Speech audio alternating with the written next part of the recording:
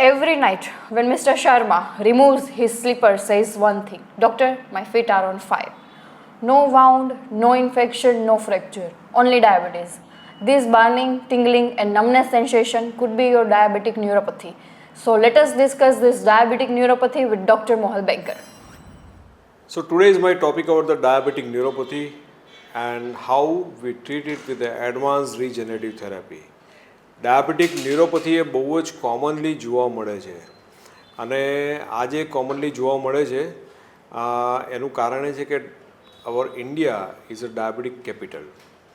ઘરે ઘરે ડાયાબિટીસના પેશન્ટ હોય છે અને ડાયાબિટીસ એક રોગ એવો છે કે જે દરેકે દરેક ઓર્ગન ઇન્વોલ્વ કરે.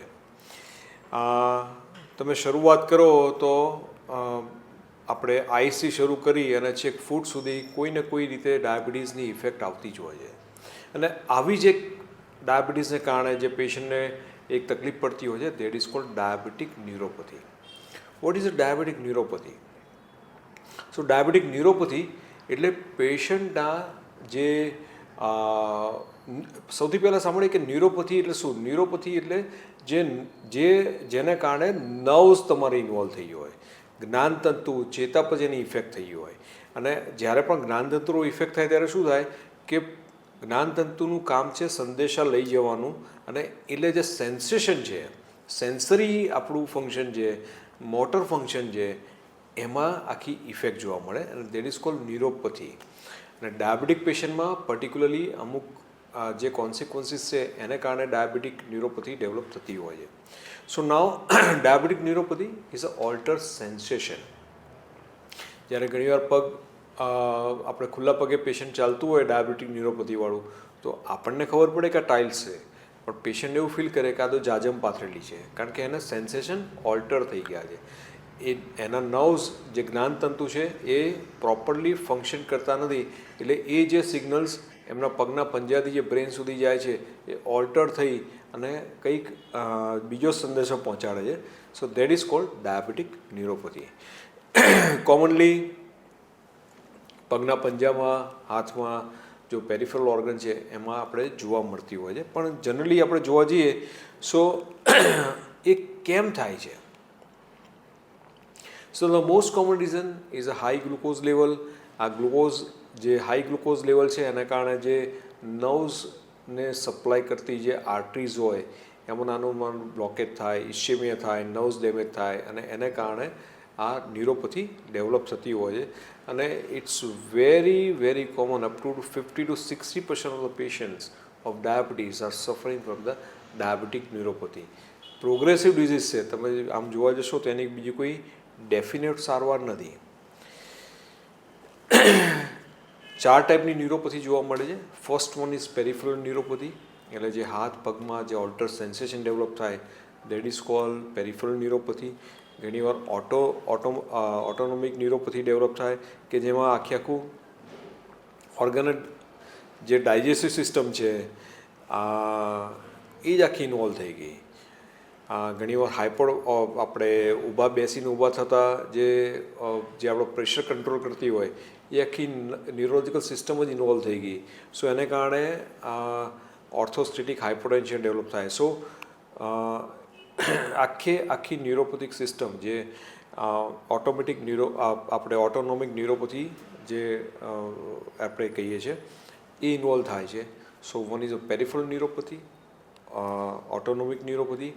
Third one is a proximal neuropathy, જેમ કે હિપ છે, થાઈ છે, બટક્સ છે, એ બધામાં નર્વ્સને કારણે મસલ વીકનેસ જોવા મળે. And fourth one is a focal neuropathy, એટલે જેમ કે કાર્પલ ટનલ સિન્ડ્રોમ છે, અહીંયા બ્રીસ્ટમાં સ્વેલિંગ આવ્યું, નર્વ કમ્પ્રેશન થયું, અને એને કારણે એ નર્વ્સને રિલેટેડ જે ઓર્ગન્સ હોય એની અંદર તમને સેન્સરી ચેન્જીસ જોવા મળે. So these a focal neuropathy. આ 4 ટાઈપની ન્યુરોપથી આપણે ડાયાબિટીક પેશન્ટમાં જોઈએ છે. The most common is a peripheral neuropathy. અને એના જે સિમ્ટમ છે એ symptoms are very common. Alter sensation, tingling, numbness, પગમાં ખાલી ચડેલી લાગે, પેશન્ટને ઘણીવાર ચાલે તો ખ્યાલ ના આવે, ઘણીવાર કંઈક વસ્તુ વાગી જાય તો એનું સેન્સેશન ના થાય, એને કારણે પેશન્ટને નાનો wound ડેવલપ થાય, સો that is called diabetic foot. So this all symptoms are very very common with the diabetic neuropathy. Now એનું ડાયગ્નોસ કેવી રીતે કરીએ? સો ડાયગ્નોસિસમાં it's very simple thing.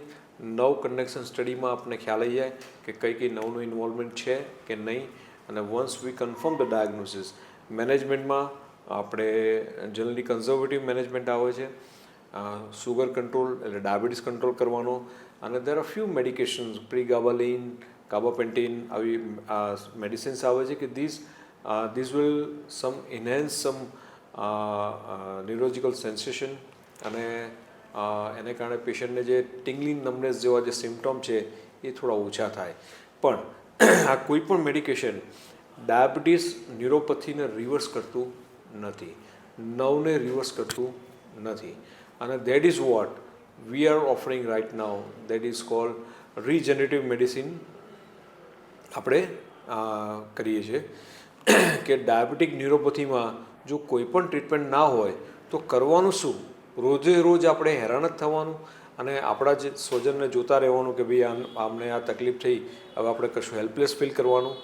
So this a new advance treatment that's called PRP for neuropathy. Ultimately તમે ન્યુરોપથીમાં થાય છે શું કે તમારા નર્વ્સ છે ડેમેજ થાય છે. આ ડેમેજ નર્વ્સને જો તમે રીજનરેટિવ મેડિસિનથી ફરીથી તમે રીજનરેટ કરી શકો, નવી નર્વ્સને જો રિપેર કરી શકો, તો there is a chance of reversal of the symptom. અને આમાં આપણે કરીએ શું તો એની અંદર પેશન્ટનું બ્લડ લઈ એમાંથી ગ્રોથ ફેક્ટર છૂટા પાડી, સેન્ટ્રીફ્યુઝ કરી ગ્રોથ ફેક્ટર છૂટા પાડી, જે નર્વ્સ ડેમેજ હોય એ નર્વ્સની અલોંગમાં એ પાથમાં આપણે અંડર ધ અલ્ટ્રાસોનોગ્રાફી આપણે ઇન્જેક્ટ કરીએ છીએ, અને આને કારણે નવી નર્વ્સ બનવાના ચાન્સીસ રહેતા હોય છે, અને that's why the patient feels better, એના સિમ્ટમ્સ રિડ્યુસ થાય છે અને પેશન્ટને ઘણો બધો ફાયદો થતો હોય છે. There are lots of scientific evidence for this. PRP આપવાથી ઘણા બધા હવે તો સાયન્ટિફિક એવિડન્સ છે કે પેશન્ટને આ નર્વ્સનું ડેમેજ જે રિવર્સ થઈ અને આપણે પેશન્ટના સિમ્ટમ ઓછા કરી શકીએ છીએ. સો in conclusion, PRP works well in neuropathy, reduces the pain, reduces the dependency on medicine, and it prevents the progress of the neuropathy. યાદ રાખો કે આ જે આપણે ટાર્ગેટ કરી રહ્યા છે એમાં એવું નથી કે PRP will give 100% pain relief, કારણ કે જે વસ્તુ ડેમેજ થઈ ગઈ છે એને આપણે રિવર્સ કરવા ટ્રાય કરી રહ્યા છે, નવી આપણે નર્વ્સ છે એમાં હિલિંગ પ્રોસેસ ડેવલપ કરીને.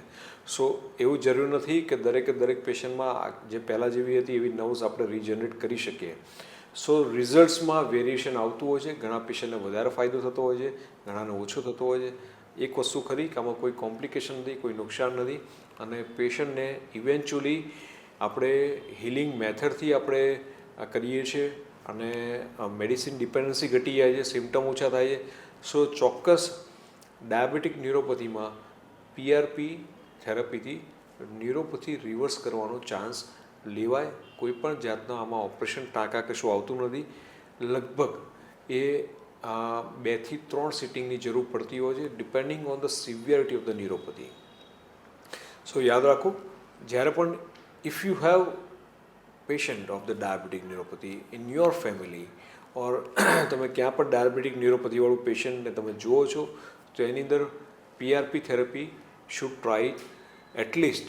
કદાચ રિઝલ્ટ્સ વેરિએશનમાં મળે પણ આ રોગને આપણે આગળ વધતો ચોક્કસ અટકાવી શકીશું. Thank you so much.